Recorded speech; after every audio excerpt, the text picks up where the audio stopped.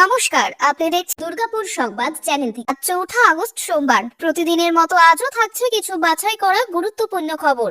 বিস্তারিত জানার আগে দেখে নিন আজকের হেডলাইন। একদম ঠিক ভাষায় ব্যবহার হয়েছে বাংলাদেশি বিতর্কে ঠিক কি দাবি শ্রমিকের? বাংলাদেশি ভাষা নিয়ে মমতা অভিষেকের নিশানায় বিজেপি, কি জবাব দিলেন শ্রমিক? অবিলম্বে ক্ষমা চাইতে হবে বাংলাদেশি ভাষা বিতর্কে শায়ের পুলিশকে 3 শর্ত তৃণমূলের। এনআরসি আতঙ্ক এবার খাস কলকাতায়, টালিগঞ্জের বাসিন্দার আত্মহত্যা, বিজেপির বিরুদ্ধে সুর চড়ালো তৃণমূল। সোমে রাজ্য বিজেপি সাংসদের সঙ্গে বৈঠক, সার কি নিয়ে হবে আলোচনা? নতুন বিতর্ক এসআইআর ভোটের তালিকা ঘিরে, আশ্বস্ত করলেন সুকান্ত মজুমদার। কোচবিহারের শুভেন্দুর পাল্টা তৃণমূলের কর্মসূচি, বিশেষ প্রস্তুতি জেলা বিজেপি নেতৃত্বের। অধিবেশনে তর্কাতর্কি, প্রতিবাদ শিলিগুড়ির কাউন্সিলর দিলীপ বর্মনকে শোকজ তৃণমূলের। জনমগ্ন এলাকা পরিদর্শনে গিয়ে বিপত্তি, জনবিক্ষোভের মুখে পড়ে কথা না বলেই পালালেন বিজেপি বিধায়ক। ভোটার তালিকায় কারচুপি, তথ্য যাচাই না করে ভোটার লিস্টে 102 জনের নাম। মুখ্যমন্ত্রীর নির্দেশে বন্যা কবলিত এলাকায় পৌঁছলেন মন্ত্রী অরূপ বিশ্বাস, তৎপর প্রশাসন ও সমবায় দপ্তর। মাঠ ছেড়ে ধানের চারা পোঁতে রাস্তা সংস্কারের দাবি জানিয়ে আন্দোলন বিজেপির। আপনার পছন্দের খবর পেতে এবং নির্ভুল সত্য সংবাদ শুনতে দুর্গাপুর সংবাদ চ্যানেল নিয়মিত আমাদের চ্যানেলটি সাবস্ক্রাইব করুন। আসছে বিস্তারিত খবরে। দিল্লি পুলিশের একটি সরকারি চিঠিতে বাংলাদেশি ভাষা উল্লেখ করে বিতর্ক শুরু হয়েছে। বিষয়টি ঘিরে কেন্দ্রের বিরুদ্ধে ক্ষোভ প্রকাশ করেছেন মুখ্যমন্ত্রী মমতা বন্দ্যোপাধ্যায় ও অভিষেক বন্দ্যোপাধ্যায়। তবে রাজ্য বিজেপি এই বিষয়ে ভুল দেখছে না। ঘটনার সূত্রপাত দিল্লির লোধি কলোনি থানার পুলিশ অফিসার অমিত দত্ত বঙ্গভবনের অফিসার ইনচার্জকে একটি চিঠি লেখে। সেখানে তিনি উল্লেখ করেন, বাংলাদেশের সন্দেহে কয়েকজনকে আটক করা হয়েছে এবং তাদের কাছ থেকে বাজেয়াপ্ত নথিপত্র অনুবাদের জন্য একজন বাংলাদেশি ভাষা অনুবাদক প্রয়োজন। এই বাংলাদেশি ভাষা শব্দ বন্ধ নিয়ে আপত্তি জানিয়েছে তৃণমূল। মমতা বন্দ্যোপাধ্যায় এক্স হ্যান্ডেলে লেখেন, বাংলা আমাদের মাতৃভাষা, ভারতের অন্যতম সরকারি ভাষা। রবীন্দ্রনাথ বিবেকানন্দের ভাষাকে বাংলাদেশি ভাষা বলে অপমানজনক ও অসাংবিধানিক। তিনি সকলকে এর প্রতিবাদে সামিল হওয়ার আহ্বান জানান। অভিষেক বন্দ্যোপাধ্যায় বলেন, এটা অনিচ্ছাকৃত ভুল নয়, বরং পরিকল্পিত অপমান। দিল্লি পুলিশের ক্ষমা চাওয়া উচিত এবং সংশ্লিষ্ট অফিসারকে সাসপেন্ড করা উচিত। তিনি আরো অভিযোগ করেন, গত কয়েক মাসে বাংলা ভাষীদের বারবার হেনস্থা করা হচ্ছে। অন্যদিকে রাজ্য বিজেপির সভাপতি শ্রমিক ভট্টাচার্য বলেন, বাংলাদেশি ভাষা বলার মধ্যে ভুল কিছু নেই। পশ্চিমবঙ্গ বাংলাদেশের লেখকদের লেখা পড়লেই ভাষার পার্থক্য বোঝা যায়। বাংলা বলেই ভারতীয় নাগরিক বলা যাবে না। এই মন্তব্য ঘিরে রাজনৈতিক মহলে ভাষা সংবেদনশীলতা ও নাগরিকত্ব বিতর্ক নতুন করে সামনে এসেছে। দক্ষিণবঙ্গের বিভিন্ন জেলায় টানা ভারী বৃষ্টির জেরে জলমগ্ন একাধিক এলাকা। এর জেরে উত্তপ্ত পরিস্থিতি তৈরি হয়েছে বনগাঁ পুরসভা এলাকাতেও। বনগাঁর 21 নম্বর ওয়ার্ডে জলমগ্ন এলাকা পরিদর্শনে গিয়ে সাধারণ মানুষের বিক্ষোভের মুখে পড়লেন বনগাঁ উত্তরের বিজেপি বিধায়ক অশোক কীর্তানিয়া। বুধবার তিনি জলমগ্ন এলাকাগুলি ঘুরে দেখেন। সেই সময় স্থানীয় বাসিন্দাদের একাংশ তাকে ঘিরে বিক্ষোভ দেখায়। অভিযোগ, বিধানসভা ভোটের আগে উন্নয়নের প্রতিশ্রুতি দিলেও গত 4 বছরে একবারও এলাকায় দেখা যায়নি বিধায়ককে। সাধারণ মানুষের দাবি, আগামী বছর বিধানসভা নির্বাচন হওয়ায় এখন ফের এলাকায় এসেছেন। বিধায়ক প্রথমে ক্ষুব্ধ বাসিন্দাদের শান্ত করে কথা বলার চেষ্টা করেন, কিন্তু উত্তেজনা কমেনি। পরিস্থিতি ঘোলাটে হয়ে ওঠার কোনো উত্তর না দিয়েও তিনি এলাকা ছেড়ে চলে যান বলে অভিযোগ স্থানীয়দের। ঘটনাকে কেন্দ্র করে এলাকায় সাময়িক উত্তেজনা ছড়ায়। এই ঘটনার পর বিজেপি বিধায়ক অশোক কীর্তনিয়া অভিযোগ করে, মানুষের পাশে দাঁড়াতে গেলে তৃণমূল কংগ্রেস ইচ্ছাকৃতভাবে বাধা তৈরি করছে। তার মতে বিক্ষোভ একটি রাজনৈতিক ষড়যন্ত্র। পাল্টা বক্তব্য দিয়েছেন তৃণমূল কাউন্সিলর সুরজিৎ দাস। তিনি বলেন, গত 4 বছরে বিধায়ককে এলাকায় দেখা যায়নি, এখন ভোট সামনে তাই এসেছিলেন। সাধারণ মানুষ কিছু প্রশ্ন করতে তিনি উত্তর না দিয়ে চলে যান। পুরো ঘটনায় কেন্দ্রের বৃষ্টিজনিত সমস্যা ও দীর্ঘদিনের নাগরিক ক্ষোভ থাকলেও বিষয়টি রাজনৈতিক বিতর্কে পরিণত হয়েছে বলেই মনে করছেন স্থানীয়রা। রবিবার সকালে কলকাতার রিজেন্ট পার্ক এলাকায় আনন্দপল্লী পশ্চিমে দিলীপ সাহা নামে এক ব্যক্তির ঝুলন্ত দেহ উদ্ধার হয়। পরিবারের দাবি, সম্প্রতি এনআরসি নিয়ে বিজেপি সরকারের তরফে হুলিয়া জারি করার পর থেকে আতঙ্কে ভুগছিলেন তিনি। তার ভয় ছিল হয়তো তাকে বাংলাদেশে পাঠিয়ে দেওয়া হবে, এই কারণে তিনি বাড়ি থেকে বেরোনো বন্ধ করে দিয়েছিলেন। পরিবার মনে করছে এনআরসি নিয়ে টিভিতে প্রচারিত খবরের কারণে তিনি মানসিকভাবে বিপর্যস্ত হয়ে আত্মহত্যার পথ বেছে নিয়েছেন। এই ঘটনার পর তৃণমূল সোশ্যাল মিডিয়ায় একটি পোস্ট শেয়ার করে। পোস্টে দাবি করা হয়, বিজেপির আতঙ্কে আত্মহত্যা কলকাতার বাসিন্দার। বিজেপি দেশ জুড়ে বাঙালির উপর আক্রমণ করছে, বৈধ নথি থাকা সত্ত্বেও এনআরসি নোটিশ পাঠাচ্ছে এবং পরিযায়ী শ্রমিকদের বাংলাদেশে পাঠাচ্ছে। তবে বিজেপি এই বিষয়ে এখনো পর্যন্ত কোনো প্রতিক্রিয়া জানায়নি। এছাড়া কিছুদিন আগে উত্তরবঙ্গের কোচবিহারে উত্তম কুমার, ব্রজবাসী, নিশিকান্ত দাস, মমিনা বিবি এবং আলিপুর দুয়ারের অঞ্জলি শীল সহ বেশ কয়েকজন নাগরিক এনআরসি নোটিশ পেয়েছেন। মমিনা বিবি, যিনি একাধিকবার নিজের নাগরিকত্ব প্রমাণ করেছেন, তার কাছে অসম ট্রাইব্যুনাল থেকে হাজিরার নোটিশ পৌঁছেছে। তিনি বলছেন, আর কতবার নাগরিকত্ব প্রমাণ করতে হবে? এই নোটিশের কারণে এলাকার মানুষ আতঙ্কিত হয়ে পড়েছেন এবং অভিযোগ উঠছে নোটিশ বা বিজেপির পক্ষ থেকে এখনো কোনো আনুষ্ঠানিক প্রতিক্রিয়া পাওয়া যায়নি। দিল্লি পুলিশের একটি চিঠিতে বাংলা ভাষাকে বাংলাদেশি ভাষা বলে উল্লেখ করায় কেন্দ্রের বিরুদ্ধে কড়া প্রতিক্রিয়া জানালো তৃণমূল কংগ্রেস। রবিবার তৃণমূল ভবনে সাংবাদিক সম্মেলন করে রাজ্যের সাধারণ সম্পাদক কুণাল ঘোষ ও শিক্ষামন্ত্রী ব্রাত্য বসু এই বিষয়ে কেন্দ্র এবং দিল্লি পুলিশকে দায়ী করেন। কুণাল ঘোষ বলেন, এটা নিছক প্রশাসনিক ভুল নয়, বরং বাঙালি ও বাংলা ভাষার বিরুদ্ধে পরিকল্পিত চক্রান্ত। বাংলা ভাষার বিজেপি ও তাদের শাসিত রাজ্যগুলো মিলে বাংলা ভাষীদের বিরুদ্ধে বারবার আঘাত করছে। বাংলা বললেই বাংলাদেশি বলে অপবাদ দেয়া হচ্ছে, ভারতীয় বাঙালিদের শিকড়ে টান দেয়া হচ্ছে।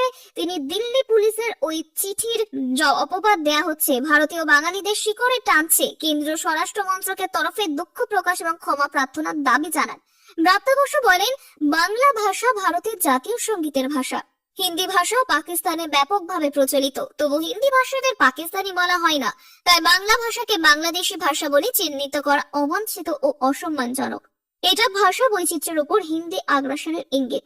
ঘটনার সূত্রপাত দিল্লি পুলিশের পক্ষ থেকে বঙ্গভবনে একটি চিঠি পাঠানো হয়েছে। সেখানে উল্লেখ করা হয়, বাংলাদেশি সন্দেহে আটক 8 জনের কাছ থেকে বাজেয়াপ্ত নথি অনুদানের জন্য বাংলাদেশি ভাষা ট্রান্সলেটরের প্রয়োজন, সেসব বন্ধ নিয়ে বিতর্কের সৃষ্টি। এই ইস্যুতে মুখ্যমন্ত্রী মমতা বন্দ্যোপাধ্যায় ও অভিষেক বন্দ্যোপাধ্যায় ইতিমধ্যে তীব্র প্রতিক্রিয়া জানিয়েছে।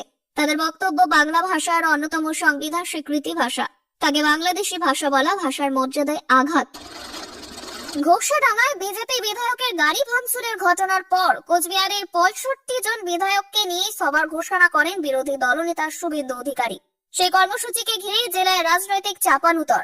পাল্টা কর্মসূচির পথে আছে তৃণমূল। 5ই আগস্ট শুভেন্দুর কর্মসূচির দিন জেলার 19টি জায়গায় এনআরসি বিরোধী অবস্থান বিক্ষোভ করবে তৃণমূল ঘোষণা করেছে কোচবিহার জেলা সভাপতি অভিজিৎ দে ভৌমিক।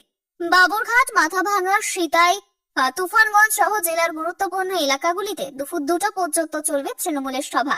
এতে কোচবিহারে ঢোকার বেশিরভাগ পয়েন্টে বিপুল জমায়েত হবে বলে দাবি ঘাসফুল শিবিরের। এই পরিস্থিতিতে নিরাপত্তা বাড়াতে তৎপর কোচবিহারের বিজেপি নেতৃত্ব। 65 জন বিধায়কের নিরাপত্তার বিষয়টি মাথায় রেখে তারা বিশেষ প্রস্তুতি নিচ্ছে। যদিও কি ধরনের নিরাপত্তা নেওয়া হচ্ছে তা জানাতে নারাজ তারা। রাজ্য বিজেপির এক নেতার দাবি, বিরোধী দলনেতা সহ বিধায়করা কেন্দ্রীয় নিরাপত্তা পান এবং ওই দিনও নিরাপত্তা রক্ষীরা সঙ্গে থাকবে। তবে তৃণমূল যদি বিজেপির কর্মসূচি বানচালের চেষ্টা করে, তাহলে পাল্টা কর্মসূচির মাধ্যমে জবাব দেওয়া হবে বলেও জানায় বিজেপি। ধর্মতলায় 21শে জুলাইয়ের মঞ্চ থেকে মুখ্যমন্ত্রী ঘোষণা ছিল যে এবার থেকে বিজেপির প্রতিটি কর্মসূচিতে পাল্টা কর্মসূচি দেবে তৃণমূল। সে বার্তাকে সামনে রেখে কোচবিহার জেলা তৃণমূল সক্রিয়। ইতিমধ্যে বিজেপি বিধায়কদের পুলিশ সুপারের সঙ্গে সাক্ষাতের বিষয়টি এবং জেলার পরিস্থিতি দলের কেন্দ্রীয় নেতৃত্বকে জানানো হয়েছে, যাতে প্রয়োজনীয় কেন্দ্রীয় স্তরের সমর্থন মেলে। সম্প্রতি বিহারে জাতীয় নির্বাচন কমিশন চালু করেছে স্পেশাল ইন্টেনসিভ রিভিশন। ভুয়ো ও মৃত ভোটারদের নাম বাদ দেওয়াই এই প্রক্রিয়ার মূল উদ্দেশ্য। পশ্চিমবঙ্গেও একই প্রক্রিয়া চালু হতে পারে এমন আশঙ্কায় রাজ্যবাসীর মধ্যে উদ্বেগ তৈরি হচ্ছে। এই পরিস্থিতিতে কেন্দ্রীয় প্রতিমন্ত্রী সুকান্ত মজুমদার জানান, 2003 সালের আগে ভোটার তালিকায় নাম থাকা নাগরিকদের প্রমাণপত্র দেখানোর প্রয়োজন নেই। কেবল 2003 সালের পর যুক্ত হওয়া ভোটারদের 11টি নির্ধারিত নথির মধ্যে একটি দিতে হবে।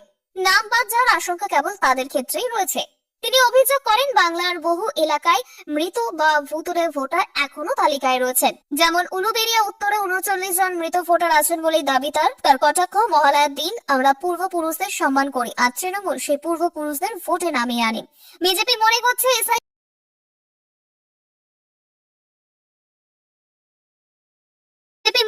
এসআইআর প্রকৃত ভোটারদের সুরক্ষার জন্য জরুরি।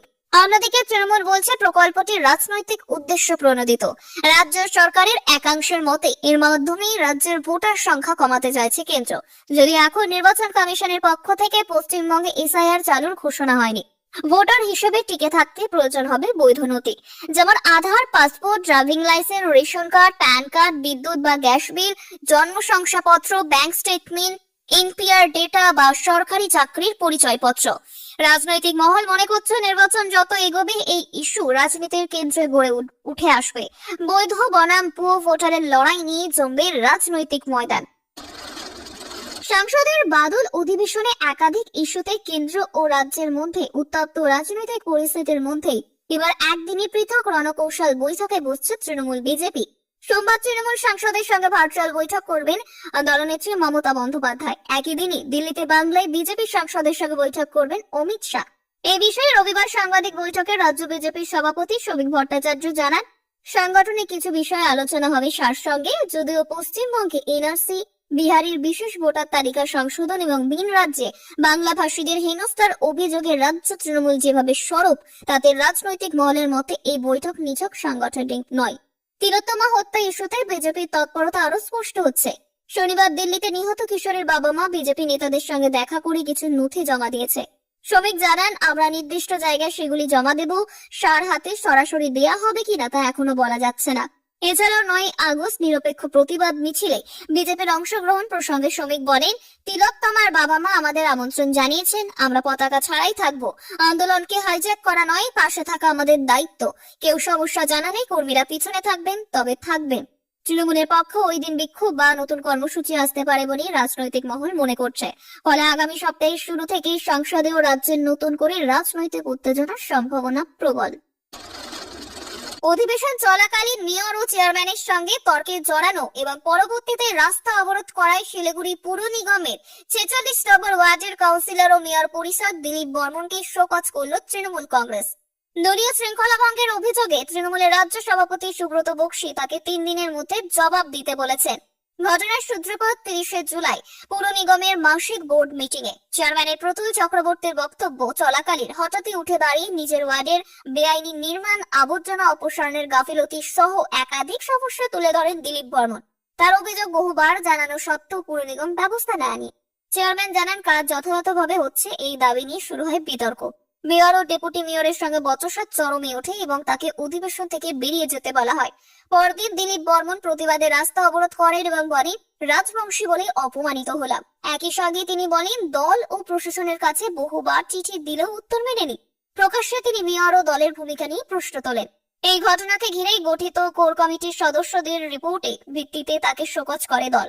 শোকজ চিঠিতে লেখা হয়, তার আচরণ দলীয় ভাবমূর্তি ক্ষুণ্ণ করছে। দিলীপ বর্মন জানান, ভালো কাজ করতে গিয়ে শোকজের খেতে হলো ক্ষতি নেই। আমি 2012 সাল থেকে করা কাজের সব হিসাব দিয়ে জবাব দেব। রাজবংশীদের অপমানের বিষয়টি জনগণই বিচার করবে। মেয়র গৌতম দেব বলেন, এটি দলের সিদ্ধান্ত, অভিযোগ ভিত্তিহীন। রাজ্য সরকার বরাবর রাজবংশীদের সম্মান দিয়েছে। টানা বৃষ্টিতে পূর্ব বর্ধমানের আদমপুর ও রায়না 2 ব্লকের বহু এলাকা জলমগ্ন হয়ে পড়েছে।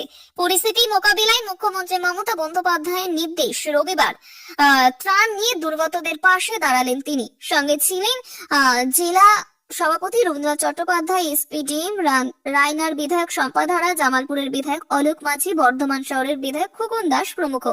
ত্রাণ হিসেবে বিতরণ করা হয় শুকনো খাবার, বিশুদ্ধ জল, স্যানিটারি সামগ্রী, হরলিক্স ও নিত্য প্রয়োজনীয় দ্রব্য। চাষিদের জন্য বাংলা শস্য বীমা ফর্ম পূরণে সহায়তা করা হয়, যাতে তারা ক্ষতিপূরণ পান। সমবায় দপ্তর ও বরবৈনান সমবায় সমিতি উল্লেখযোগ্য সাহায্য করে। উপস্থিত ছিলেন কোঅপারেটিভ ডিরেক্টর ARCS সৈকত ভট্টাচার্য, সিডিও সিন্ধু বিশ্বাস ও শরদিন্দু ব্যানার্জি। সমিতির ম্যানেজার একরামুল হক জানান, এই দুর্দিনে মানুষের পাশে থাকাই আমাদের লক্ষ্য। মন্ত্রী বলেন, মুখ্যমন্ত্রীর বার্তা পরিষ্কার, একটাও মানুষ যেন অনাহারে না থাকে। সরকার সব ধরনের সহায়তা করছে। স্থানীয় প্রশাসনের পক্ষ থেকে জানানো হয়েছে কিছু এলাকায় উদ্ধারকারী দল ও নৌকা মোতায়েন করা হয়েছে। চিকিৎসার জন্য খোলা হয়েছে মেডিকেল ক্যাম্প। ডাক্তাররা গ্রামে ঘুরে সেবা করছেন। প্রাণী সম্পদ ও কৃষি দপ্তরের আধিকারিকরাও ক্ষয়ক্ষতি নিরূপণে কাজ করছেন। মাছ ছেড়ে ধানের চারা পুঁতে রাস্তা সংস্কারের দাবি জানিয়ে আন্দোলন বিজেপির। পশ্চিম বর্ধমান জেলার দুর্গাপুরের 28 নম্বর ওয়ার্ডের মুচিপাড়া এলাকায় রবিবার সকালে বিজেপি এভাবেই বিক্ষোভ দেখায়। রাস্তার পিচ পুরো উঠে গিয়েছে, ভেঙে চুরমার রাস্তা, দেখে মনে হচ্ছে যেন ডোবা। অবিলম্বে রাস্তা সংস্কারের দাবিতে এদিন সরব হন বিজেপির জেলা সহ সভাপতি ও 3 নম্বর মণ্ডল সভাপতি বুদ্ধদেব মণ্ডল সহ বিজেপি কর্মীরা। রবিবার সকালে মুচিপাড়া ITI মোড় সংলগ্ন রাস্তায় শুরু হয় অবরোধ। নিত্যযাত্রীদের কাছে এই রাস্তা বিভীষিকার সমান। দুর্ঘটনা ঘটছে প্রায় প্রতিদিন। চন্দ্রশেখর বন্দ্যোপাধ্যায় সরাসরি দুর্গাপুর নগর নিগম ও আসানসোল দুর্গাপুর উন্নয়ন পর্ষদের উপর দায় চাপিয়ে বলেন, এই রাস্তা দিয়ে প্রতিদিন বালি বোঝাই ট্রাক্টর চলে, আর প্রশাসন চোখ বুজে বসে থাকে। উন্নয়ন নামে কোটি কোটি টাকা উধাও।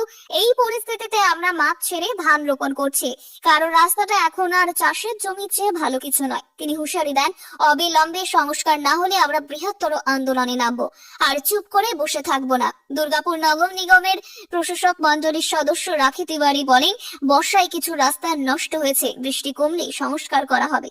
আজকের জন্য এখানেই শেষ। দেখা হচ্ছে পরের খবরে। ধন্যবাদ।